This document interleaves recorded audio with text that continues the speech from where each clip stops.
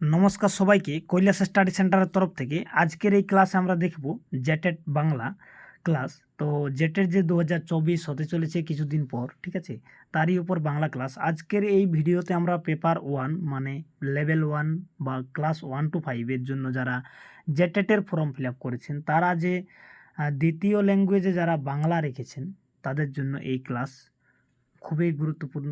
এর পূর্বে আমি ক্লাস নম্বর 1 সেটা আপলোড করেছি। যদি আপনারা না দেখে থাকেন তাহলে ওখানে দেখে নেবেন।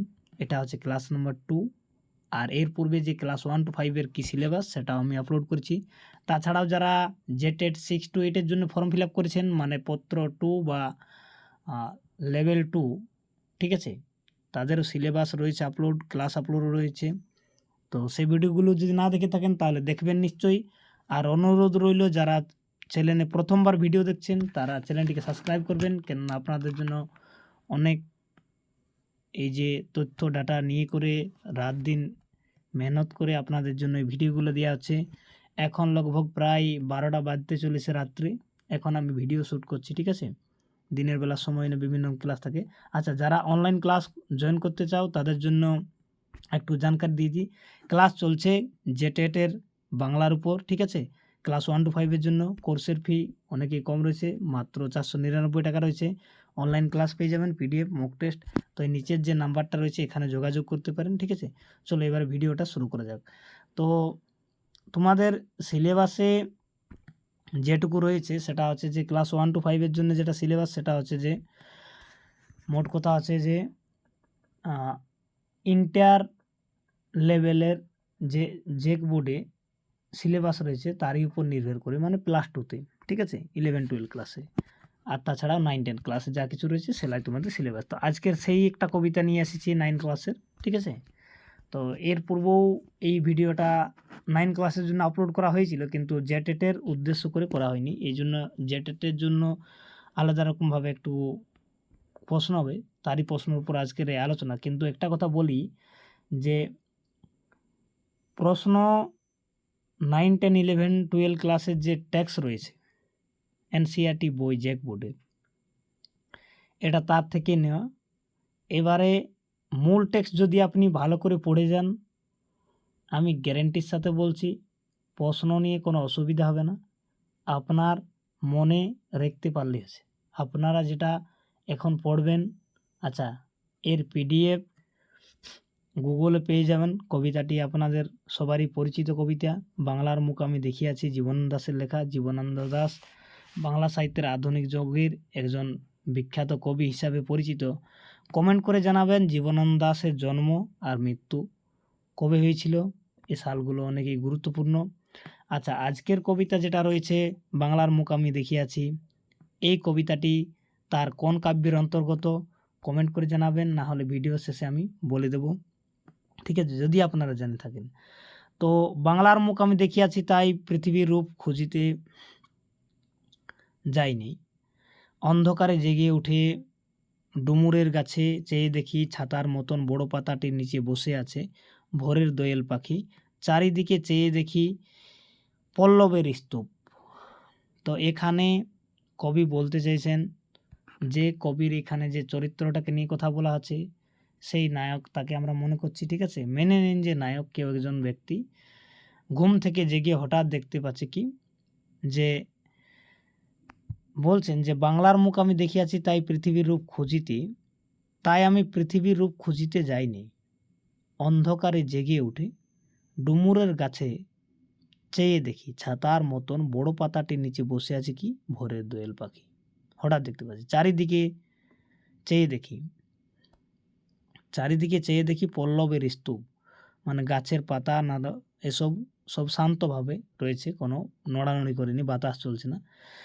তারপর বলছে যে জাম, বট, কাঁঠালের, হিজলের, এগুলো সব গাছের নাম, ঠিক আছে। অস্বস্তেরা করে আছে চুপ, সব গাছগুলো শান্তভাবে রয়েছে দাঁড়িয়ে। ফণিমনসার ঝোপে, কাটা কাটা টাইপের যে গাছগুলো, ওই ফণিমনসা, সেই ফণিমনসার ঝোপে 60 বনের তাহাদের ছায়া পড়িয়াছে। এই যে বড় গাছগুলো রয়েছে তাদের এই যে গাছের ছায়া, সেটা এই ফণিমনসার ঝোপের এইদিকে পড়েছে, এরকম একটা দৃশ্যর কথা বলা আছে। তারপর সেই ব্যক্তি মনে করছেন যে ঘুম থেকে জেগেছে, যে মধুকর ডিঙ্গা থেকে না জানি সে কবে চাঁদ চম্পার কাছে এমনই হিজল বট তামলের নীল ছায়া বাংলার অপরূপ। এই কথাগুলো মনে করছে। একদিন মধুকর ডিঙ্গা নিয়ে চাঁদ সওদাগর বাণিজ্যে গিয়েছিল, সেই কথা তার এখন মনে হচ্ছে ঘুম থেকে উঠে। ঠিক আছে, এরপরে তারই আরে একটা কথা বলা হয়েছে যে সেইখান থেকেই নেওয়া হয়েছে, মনসা মঙ্গলের এই অংশটা বটে। ঠিক আছে, তো দেখেছিলি বেহুলাও একদিন, চাঁদ সওদাগরের পুত্রবধূর নাম হচ্ছে বেহুলা। মনে করছে সেই ব্যক্তি যে দেখেছিলি একদিন বেহুলাও গুঙ্গুরের জলে ভেলা নিয়ে, না গুঙ্গুরে নেই, গাঙ্গুড়ির জলে ভেলা নিয়ে কৃষ্ণ দ্বাদশীর জ্যোৎস্না যখন মরিয়া গিয়াছে নদীর চূড়ায়।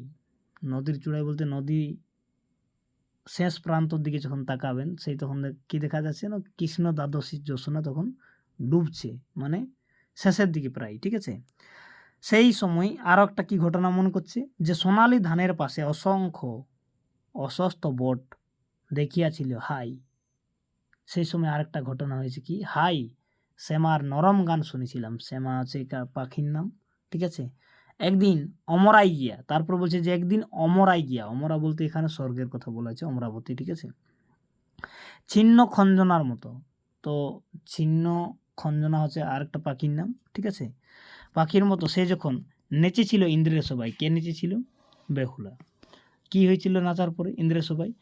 বাংলার নদী মাঠ ভাটফুল ঘুঙুরের মতো তার কেঁদেছিল পায়ে। এইটুকু কবি এখানে বলেছেন।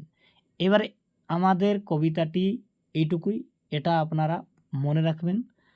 হ্যাঁ, বারবার পড়লেই মনে থাকবে, প্রতিদিন একবার করে দেখে নেবেন ছোট করে। আচ্ছা, ভিডিওটা আপনারা যতবার দেখবেন অতই ভালো, মনে থাকবে। এবার আমরা আসি এর যে প্রশ্ন কী ধরনের হতে পারে। এখনই তোমাদেরকে কিছু প্রশ্ন করা হলো, আর প্রশ্নের সাথে সাথে আমরা এটাও বলেছি যে তোমরা কমেন্ট করে জানাবেন।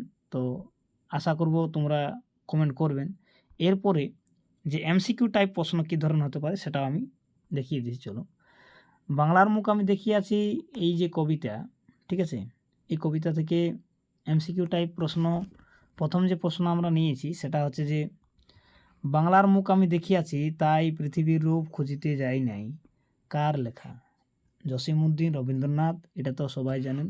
ঠিক আছে, যারা ভিডিওটা নাও দেখেছেন তারাও বলতে পারবেন যে এটা কার, জীবন দাসের লেখা নাকি রবীন্দ্রনাথের লেখা।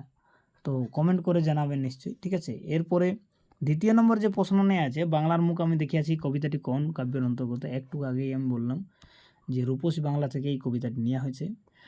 আচ্ছা, যারা এখনও পর্যন্ত চ্যানেলটিকে সাবস্ক্রাইব করেননি তারা সাবস্ক্রাইব করবেন, আর যারা জেটেটের জন্য ফর্ম ফিল আপ করেছেন 1 to 5 জন্য তাদেরকে ভিডিওটা শেয়ার করবেন। ভিডিওতে যত ভালো রেসপন্স হবে আপনাদের জন্য অত তাড়াতাড়ি আমি আরও ভিডিও আনার চেষ্টা করব, কেননা ভিডিওতে লাইক শেয়ার কমেন্ট যত আসে তত আমাদের উৎসাহ জাগে। আর যারা ক্লাস নিতে চান তারা ওই নাম্বারে যোগাযোগ করবেন। ঠিক আছে, ক্লাসে আরও ভালো করে আলোচনা করা হয়, বিস্তারপূর্বক পড়ানো হয়। 3 নম্বরে যে প্রশ্ন নেওয়া হয়েছে সেটা হচ্ছে যে ডুমুর গাছের পাতার নিচে কবি কোন পাখিকে দেখেছিলেন? এখনই মূল কবিতাতে বলা হয়েছে। এ নম্বরে দোয়েল দেওয়া রয়েছে, তারপরে শ্যাম, খঞ্জনা, ময়ূর, কোনটা হবে? শ্যামা কি তো এক জাতীয় পাখির নাম, না মানুষের নাম, না পশুর নাম, কোনটাই নয়। তো এখানে কী হবে? এটা পাখির নাম ওটা শ্যামাটা। এরপরে প্রশ্ন নেওয়া হয়েছে যে বাংলার মুখ আমি দেখিয়াছি কবিতায় উল্লেখিত একটি এমন অনন্ত 3টি গাছের নাম হচ্ছে কি? জাম গাছ, বট গাছ, কাঁঠাল গাছ।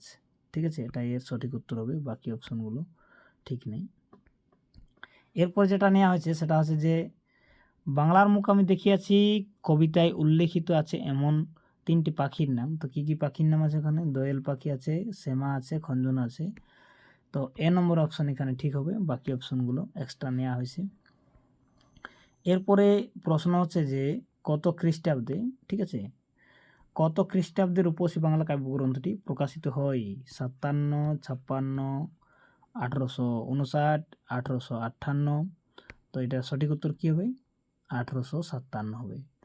এবারে অন্য একটা প্রশ্ন নিয়ে আছে, যেমন ফণিমনসা কি? তো এক ধরনের কাঁটাযুক্ত গাছ। খঞ্জনা কি? খঞ্জনা হচ্ছে এক ধরনের স্ত্রী জাতীয় পাখির নাম।